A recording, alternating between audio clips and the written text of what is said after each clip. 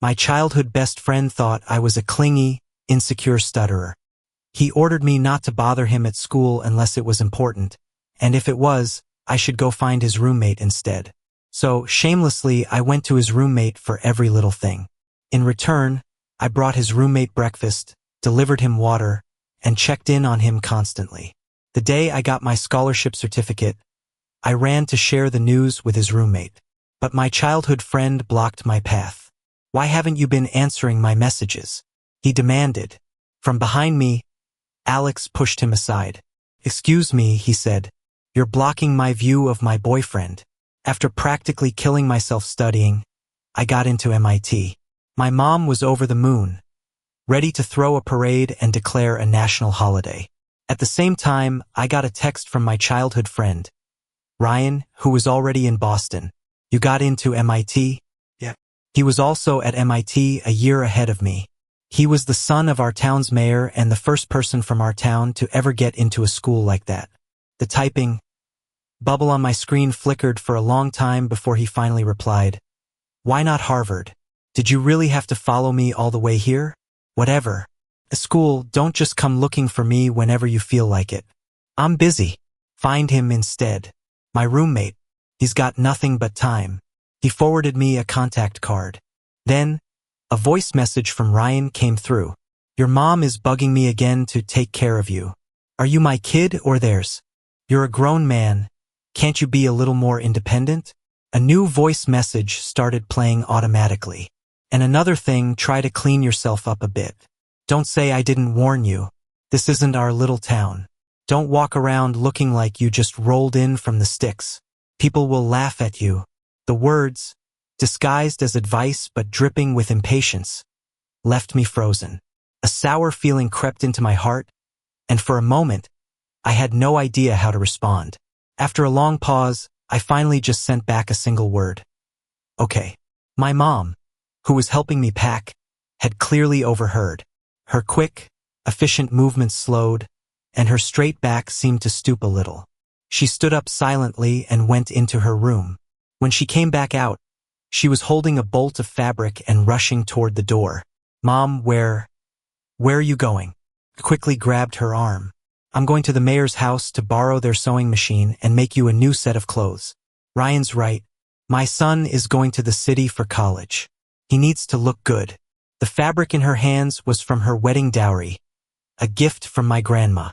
For all these years, she'd rather wear patched-up clothes herself than touch this material.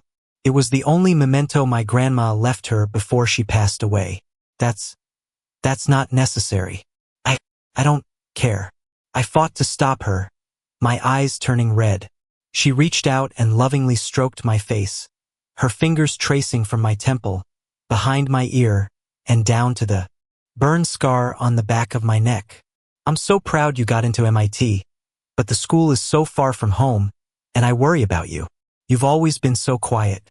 I just hope you can make some good friends in college. As for Ryan, if he's that busy, then just try not to bother him too much. Okay? If you need anything, just call me." I clutched my phone, looked down, and answered with a thick, nasal okay. My mom hugged the fabric to her chest and hurried off to the mayor's house. I'm a stutterer. I was born this way. My speech development was slow from the start. People in our town said that kids who talk late are smart, so no one thought it was strange when I didn't start speaking until I was 3. It wasn't until elementary school that my stutter really started to show, especially when I saw disdain or disgust in someone's eyes. I'd freeze up, unable to get a word out for what felt like an eternity. They said stuttering was contagious, so the other kids in town wouldn't play with me. I gradually stopped talking and became what the adults called reclusive. Ryan, the mayor's son, came into my life by accident. My family was, without a doubt, one of the poorest in town. My father died in an accident less than a month after I was born. My grandmother, saying we were bad luck, took the compensation money and immediately threw my mother and me out. My mom, still weak from childbirth, had to work to support us. While other families in the area slowly built brick houses, we were still living in a mud brick shack. It didn't keep out the cold in winter or the heat in summer. Whenever it rained, My mom and I would scramble to place every pot and pan we owned to catch the water leaking from the roof. One year, a severe storm washed away our precarious little house, washing away the only home my mother and I had. I still remember that day. It was Ryan's hand that took mine and led me, step by step, into his room. He said, "Let the adults handle the house stuff. For now, you can just stay with me." I followed him, clutching the battered school bag I'd rescued from the floodwaters. Whether out of sympathy or pity, Ryan kept me by his side. He always seemed to understand the things I couldn't say and would help me communicate them. Most of the time, he shielded me, stood up for me, and fought back against those who mocked and insulted me. From then on, he told me to call him boss and said he'd have my back. It was a corny nickname, but Ryan loved it. I loved it too, because it was one of the few words I could say without stuttering. Later, he got into MIT, becoming the first person from our town to go to college, let alone a top-tier one. The day he left, I cried my eyes out. He patted my head and said, "You work hard and get into MIT too. Boss is gonna scout it out for you first." I nodded solemnly, making a silent promise to myself. But after Ryan started college, we talked less and less. His tone grew more impatient, and his replies to my texts became more and more perfunctory. I changed too. Without his protection, I reverted to my old, reclusive self and became a target for bullies at school. The worst time was when someone threw boiling water on me. I instinctively turned and covered my head, but the back of my neck was still badly burned. My mom demanded an explanation from the school, but she had little influence. All she could do was take me home to recover. The burn was excruciating, from the initial redness, swelling, and blisters to the later formation of scar tissue. Lying in bed, itchy and in pain, I texted Ryan, hoping to distract myself. "Boss, I got bullied." He replied instantly, "Vincent, stop texting me in the middle of the night and waking me up. Are you an idiot? You just let them push you around? What's the point of telling me? I'm miles away. I can't just drive home to get even for you. I'm going to bed." The light from the phone screen was suddenly harsh. I squeezed my eyes shut, only to realize they were stinging with tears that were now soaking my pillow. Junior year was precious. Every second counted. When I returned to school, I didn't dare stop for a moment. I buried myself in my books, studying relentlessly. The scar on my neck had long since healed. It didn't bother me anymore. On registration day, I stood at the train station exit under the scorching sun, clutching my heavy luggage and waiting quietly for Ryan. Sweat soaked through my shirt, making it stick uncomfortably to my back. The text I'd sent him had gone unanswered. After waiting for half an hour with no reply and no sign of him, I ordered an Uber, planning to go to campus by myself. Just as I lifted my suitcase, a hand grabbed my wrist. I stiffened, instinctively tightening my grip on my luggage. I turned to see a tall, handsome guy. "Are you Vincent?" Hearing my name, I just stared and nodded, still not daring to let go of my bag. Before I left home, my mom had warned me to watch my luggage, not to trust strangers, and to be wary of scammers. Seeing my guarded expression, the guy introduced himself. "My name is Alex. I'm Ryan's roommate." It was the name from the contact card Ryan had sent, though I'd never added him. I nodded in acknowledgement. "MHM. He said he had something to do today and asked me to pick you up." I was a little stunned. Ryan hadn't mentioned anything to me. "Sorry, the picture he sent me was from your high school days. I didn't recognize you at first." That explained it. I'd grown a lot in high school, and my appearance had changed so much that even Ryan probably wouldn't have recognized me if he were standing right in front of me. The guy was very easygoing. He naturally took my luggage from me and started walking, pulling me along. "Come on, let's go. Don't just stand there spacing out. It's boiling out here." My car's in the parking lot. His body heat radiated toward me, and I felt like I was melting.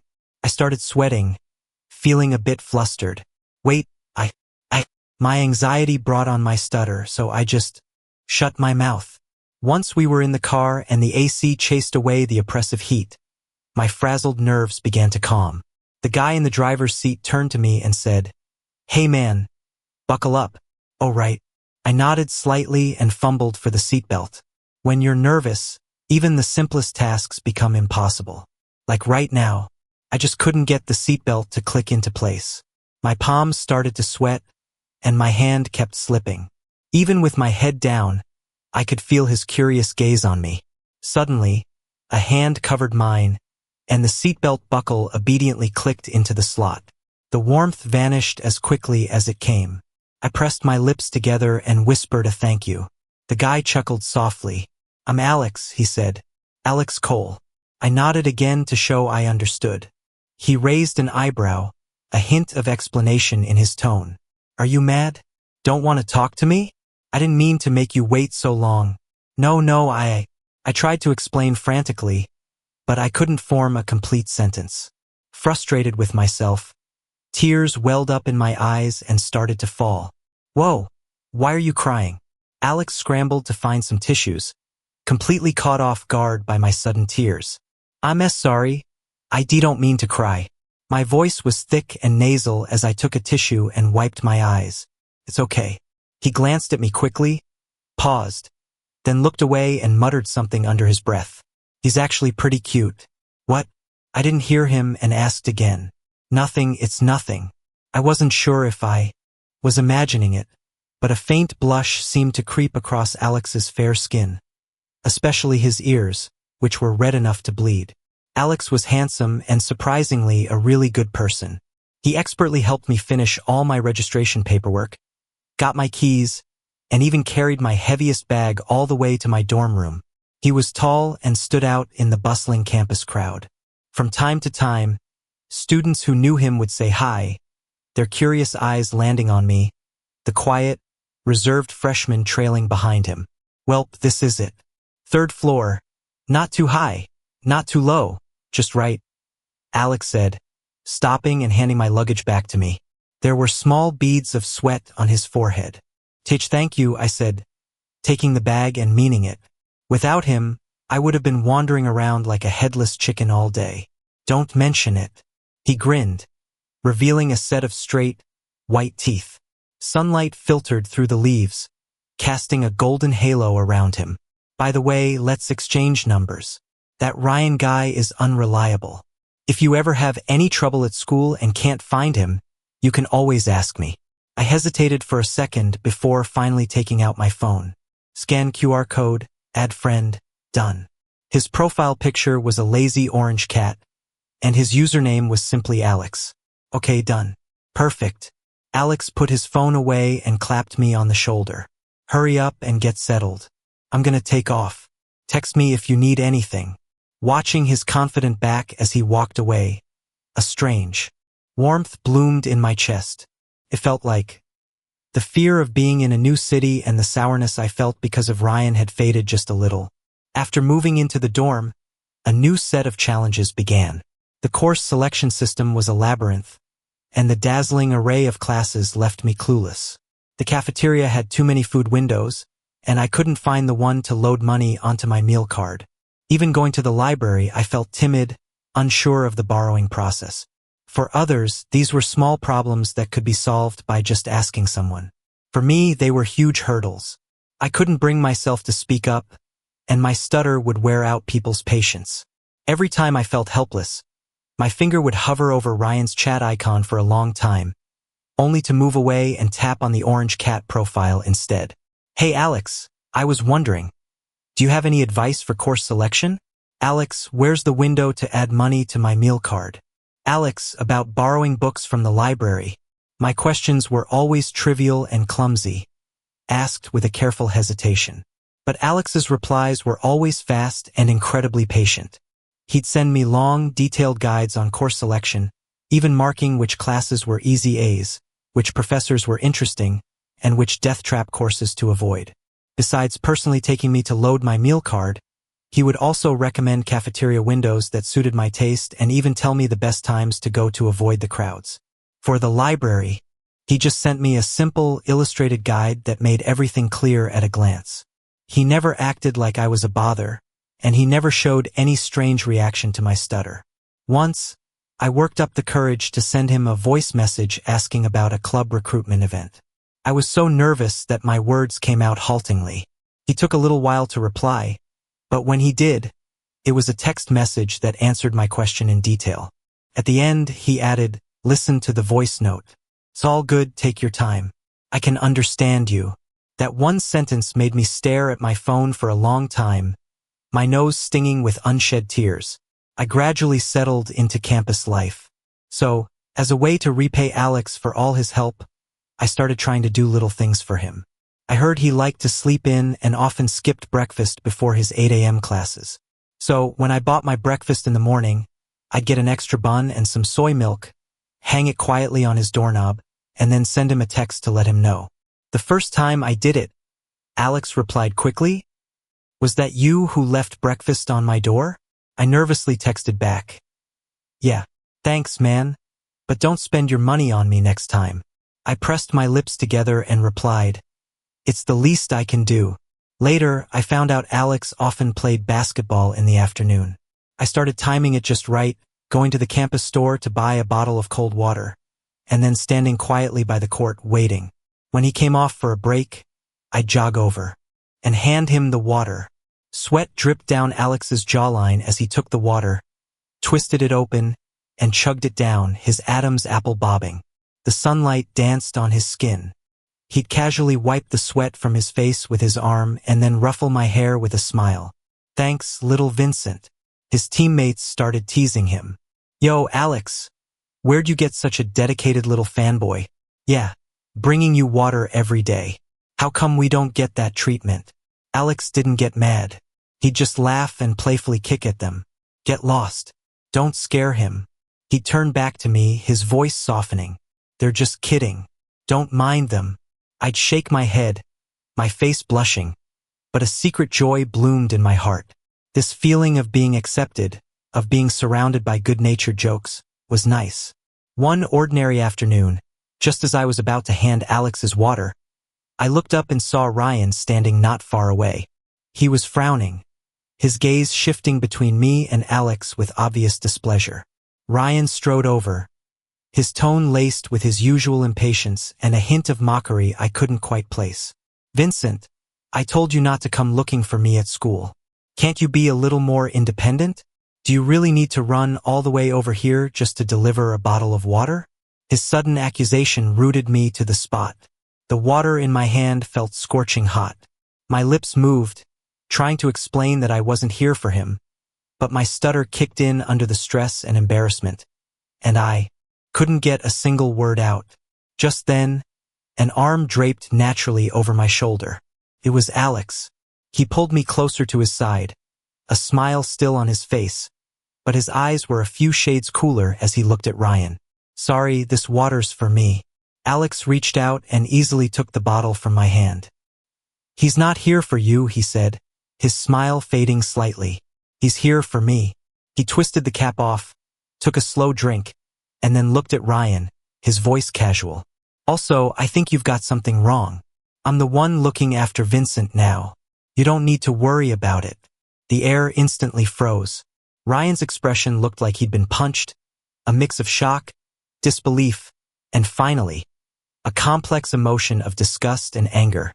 He stared at me, his eyes as sharp as knives. "Vincent, you're really something else."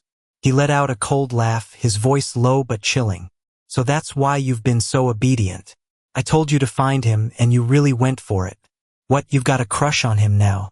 Tired of playing the victim for me, so you found a new target to cling to?" Ryan's gaze swept between Alex and me, filled with undisguised malice. "Then again, Alex is a good catch. No wonder you latched on so quickly. But let me give you a piece of advice, Vincent. Try not to scare him off too. Not everyone can handle that clingy, stuttering thing you do." His words were like a poison-tipped dagger, stabbing straight into my heart. My face went pale, and it felt like all the blood in my body had turned to ice. "Ryan." Alex's face darkened. He stepped in front of me, his voice as cold as ice. "Clean up your damn mouth. You have no right to judge Vincent. Apologize to him." Seeing Alex protecting me, Ryan's eyes grew even more sinister. He sneered, "Apologize? For what? For telling the truth? Alex, don't be fooled by his pathetic act. He's been like this since we were kids. That's enough. Alex cut him off sharply, his gaze like a hawk's. Ryan, I used to think you were just a bit arrogant, but I never knew you were this cruel. I know what kind of person Vincent is, and I know him better than you do. From now on, you stay away from him. Stunned by Alex's intensity, Ryan's face turned ashen. His lips moved, but in the end, he said nothing. He just shot me one last look, a mixture of disappointment, anger, and contempt, before turning and storming away. I stood frozen, Ryan's hurtful words still echoing in my ears.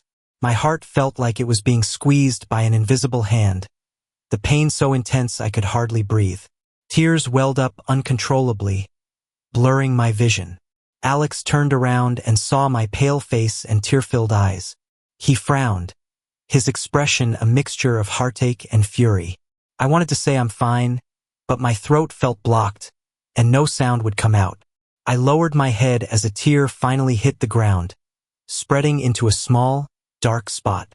Alex sighed softly and gently ruffled my hair, the gesture clumsy but tender. He looked down at me, his eyes serious. Are you okay? I shook my head, but my mind was in turmoil. Ryan's words were like countless tiny needles, piercing the softest parts of my heart. Ryan was right. I'd had feelings for him that were more than just friendship since we were teenagers, but I'd never dreamed of saying it out loud.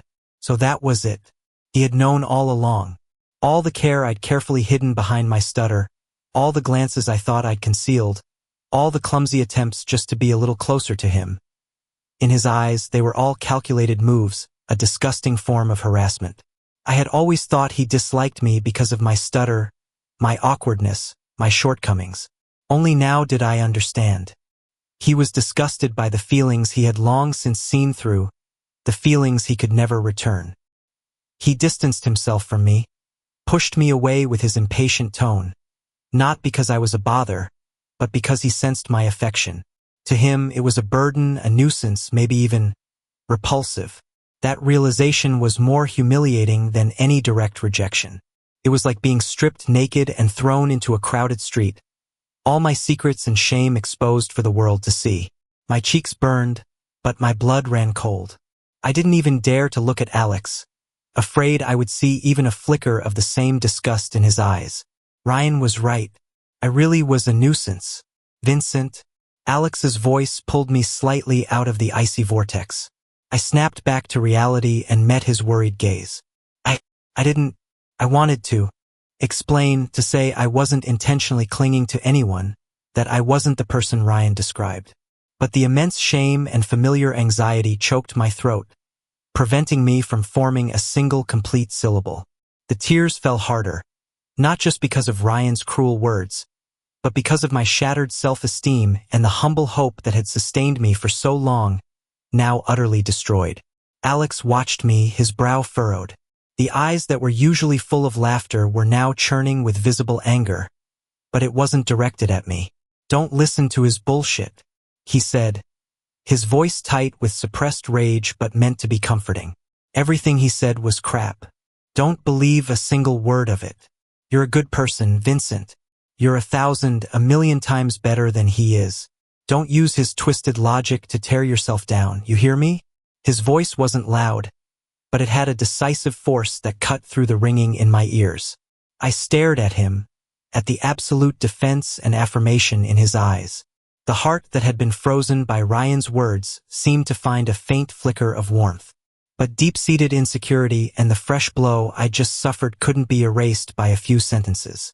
I lowered my head, my voice a barely audible, choked whisper.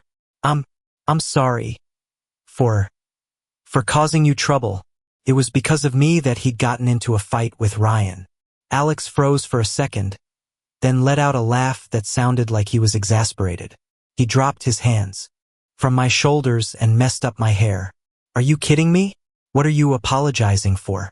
The asshole who should be apologizing is him. He sighed, his tone softening. Come on, let's not stand here. I'll walk you back to your dorm. He half pushed me away from the basketball court. Behind us, the curious and probing stares felt like needles on my back.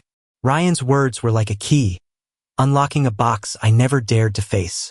Inside were all my shameful, hopeless fantasies. Now the box was overturned, its ugly contents scattered for all to see. And Alex, I stole a glance at him walking beside me. His profile was hard in the setting sun, as if he were still angry about what had just happened. His sincere defense was a lifeline, and I clung to it tightly. The storm seemed to pass, but Ryan's toxic words had planted seeds in dark corners. A few days later, an anonymous post quietly appeared on the campus forum's Hot Topics page. The headline was sensational. Shocker. Is a certain freshman gay? Using a pathetic act to cling to a rich upperclassman. The post didn't use names, but the description was incredibly detailed.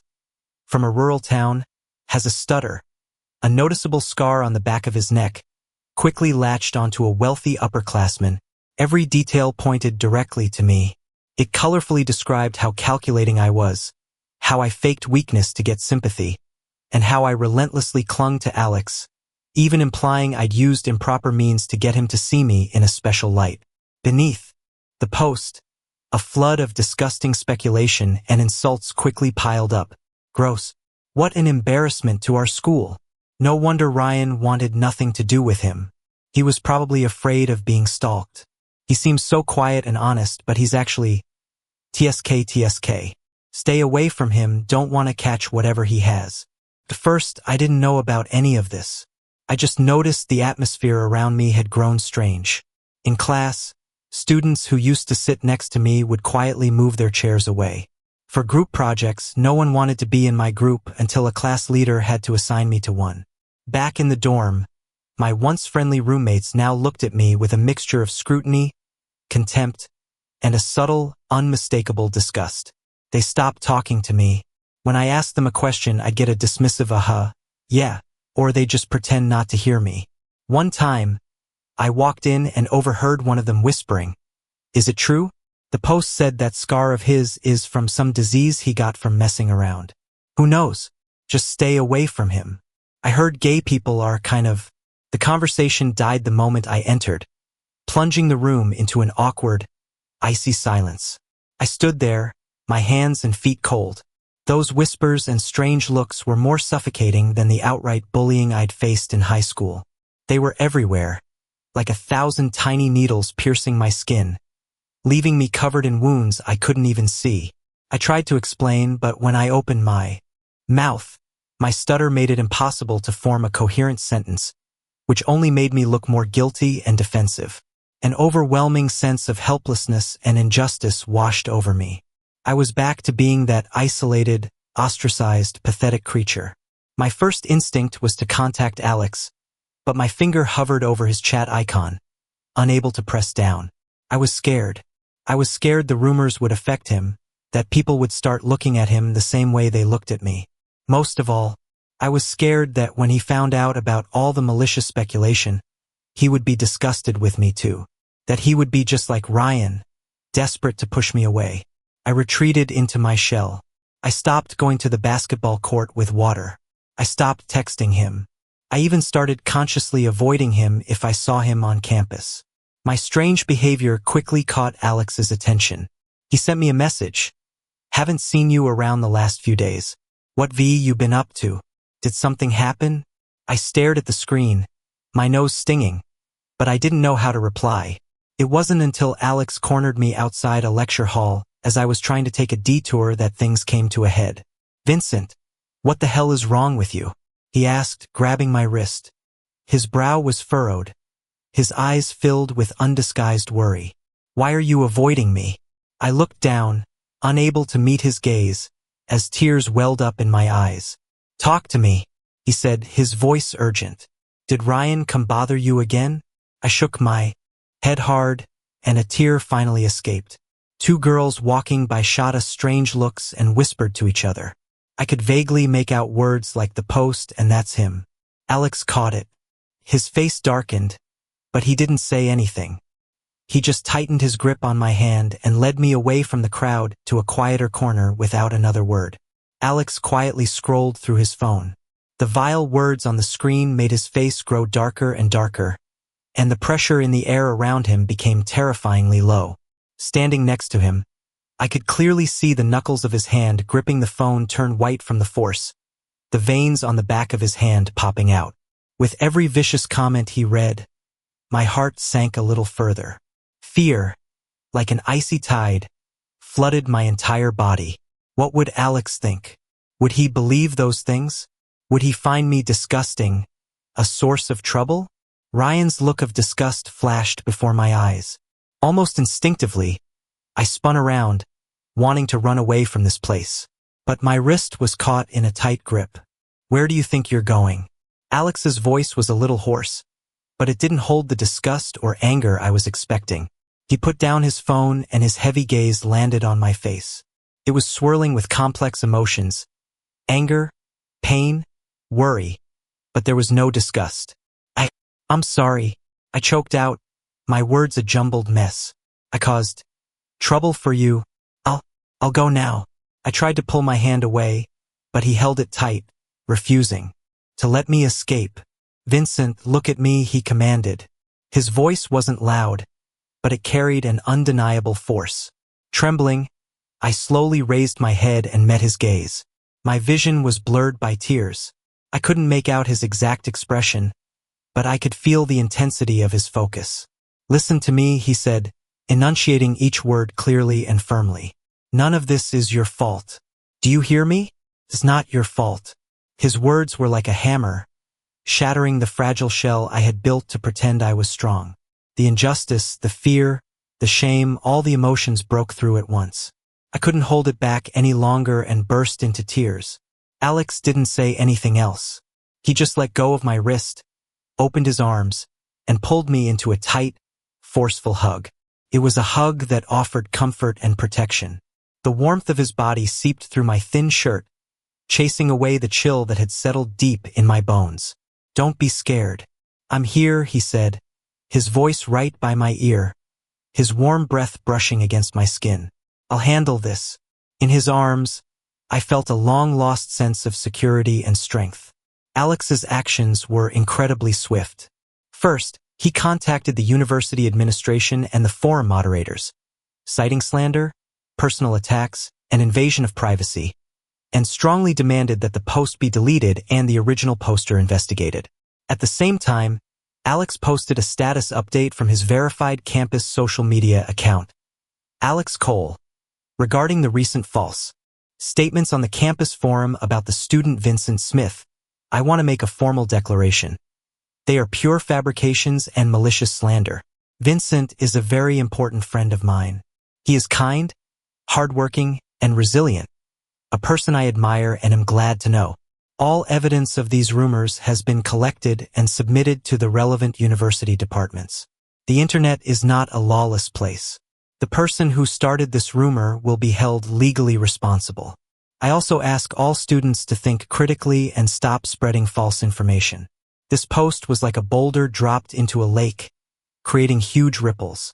Alex was already a well-known figure on campus, and his public statement instantly changed many people's perspectives.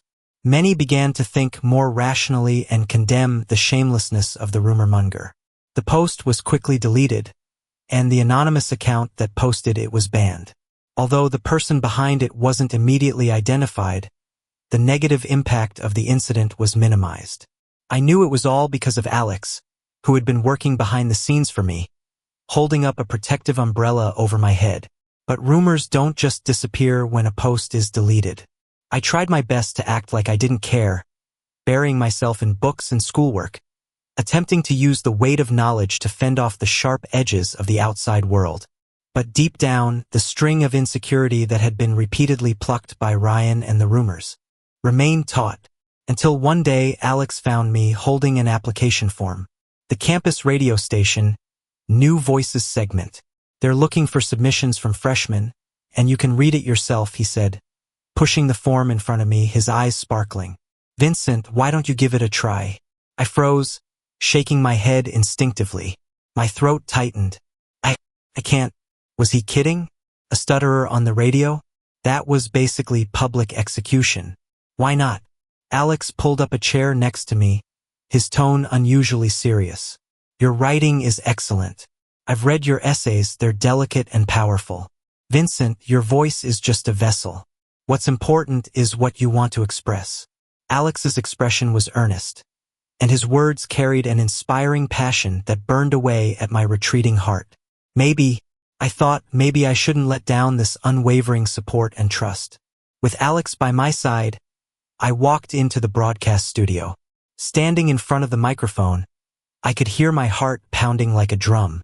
My palms were slick with sweat. Alex stood not far away and gave me a "you can do it" gesture, mouthing the words, "Don't be scared."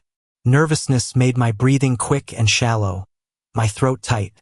I opened my mouth, but the first syllable got stuck. The familiar blockage returned, and my face began to burn. I looked frantically at Alex, who was still standing there. A strange courage rose from the bottom of my heart. I closed my eyes, took a deep breath, and tried to calm my racing heart. My name is Vincent. My voice was still shaky and a bit broken, but this time I didn't give up. I forced the words out one by one. Recently, regarding the post on the forum, I would like to make a statement. I come from a small town, and my family doesn't have much money. It's true that I don't speak fluently. The thing on the back of my neck is a scar from a burn. Admitting these things was humiliating, but I knew I had to face them. But I paused, clenching my fists so hard my nails dug into my palms. The slight pain kept me focused. I am not the person described in that post. I have not done anything wrong. The only thing I've done is work very hard to get here. And I gathered my courage and looked in Alex's direction. And I am very grateful for Alex's help. He is the first and only person I've met here who has genuinely helped me and treated me like a friend. As I said this, the feelings of injustice and emotion welled up again, and my voice cracked. But I forced myself not to cry. I can't choose where I came from, my accent or my past, but I can choose what kind of person I become. I hope, just like everyone else, to be able to study hard here and earn respect through my own efforts. My speech was choppy, not smooth at all, and you could even call it clumsy. But I was met with applause. It was from Alex. In that moment, the huge weight that had been pressing on my heart felt like it was shattered by that warm sound. Sunlight streamed through the window, falling on me, warm and bright. After that whole ordeal, my relationship with Alex became delicate. He was even nicer to me, so nice it was almost blatant. An unspoken, tender ambiguity flowed between us. A single look from him, a fleeting touch of his hand that quickly pulled away, was enough to make my heart race and my cheeks burn.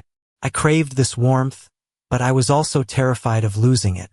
The shadow of Ryan and my long-held insecurities were like a persistent ghost, constantly gnawing at my courage. Until one evening, in the quiet grove of trees behind the library, the setting sun cast a soft, golden glow around Alex. He looked at me, his eyes more serious and nervous than I had ever seen them. "Vincent," he said, taking a deep breath, his voice a little lower than usual. "There's something I've wanted to say for a long time. I know you have your worries, and that's okay. I can wait. I just want to tell you that What are you two doing?" A shout, filled with shock and rage, cut Alex off mid-sentence. Ryan was standing a short distance away, his face ashen, his eyes like ice-cold daggers fixed on me and Alex. His chest heaved, as if he had just witnessed something utterly disgusting.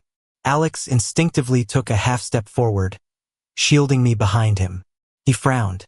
"Ryan, this has nothing to do with you." "Nothing to do with me?" Ryan sounded like he'd heard the world's biggest joke.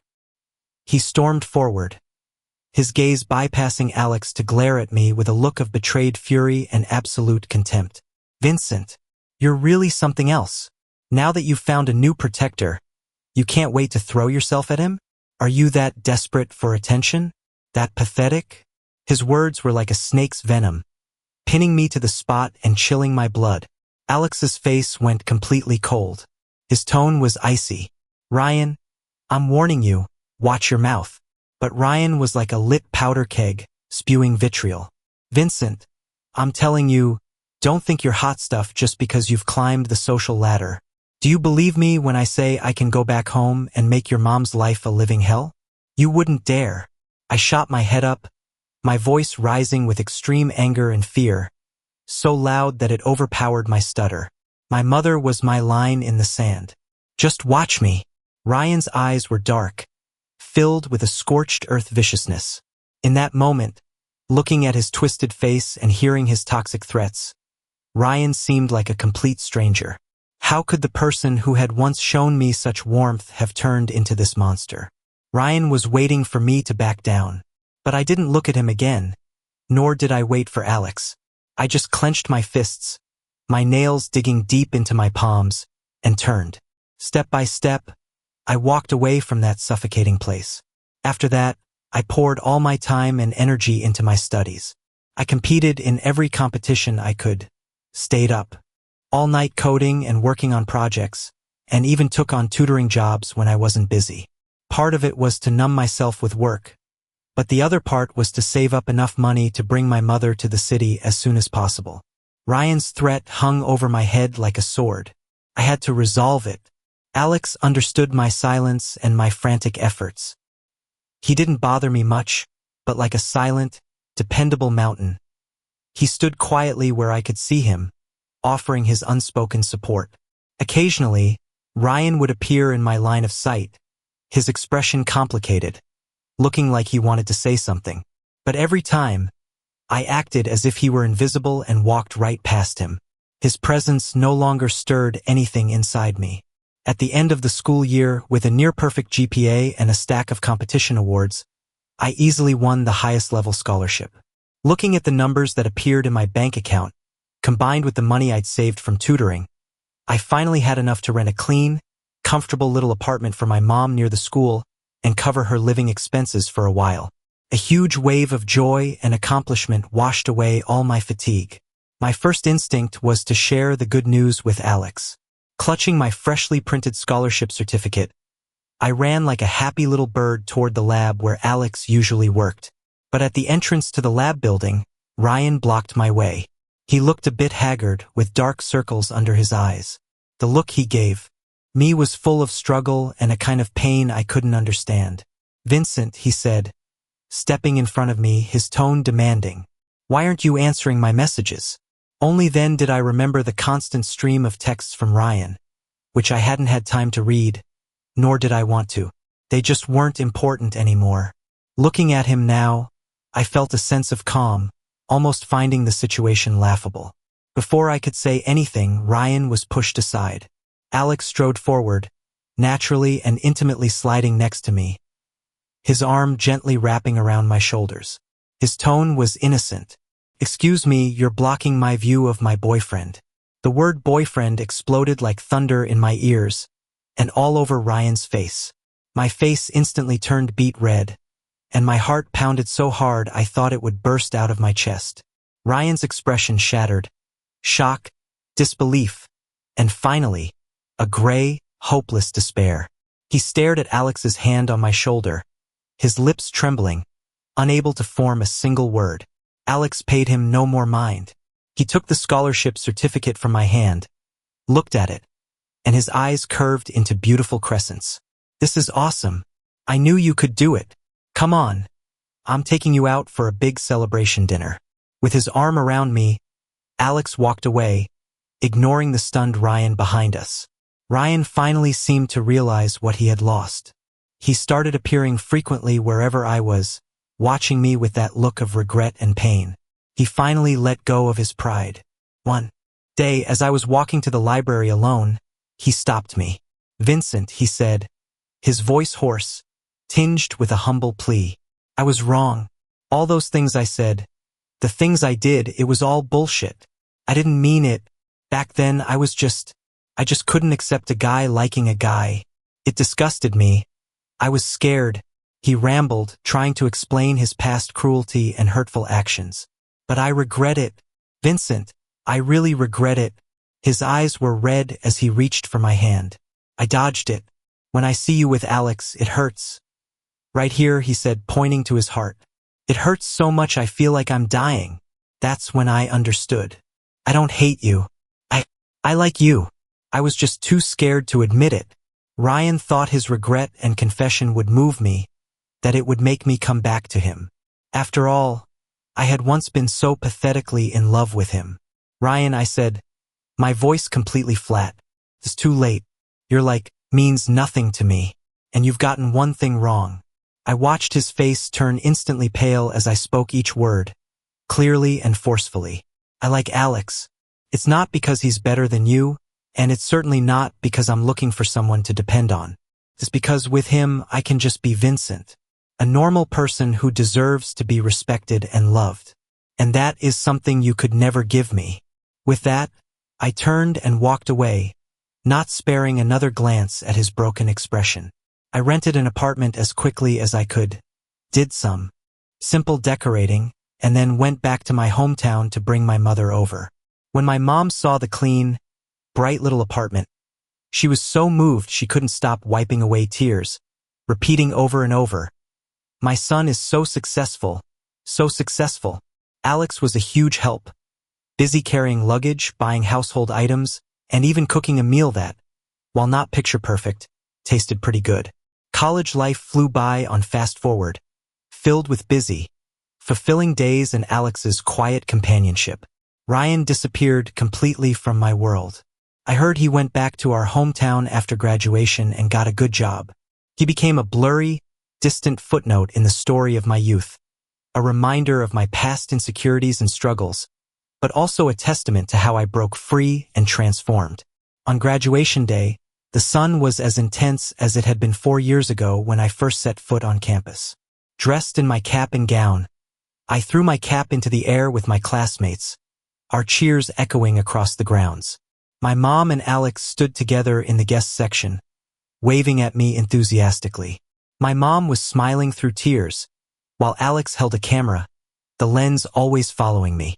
That night was our class graduation dinner, a chaotic mix of noise, laughter, farewells, and the smell of alcohol. I was coerced into a few drinks.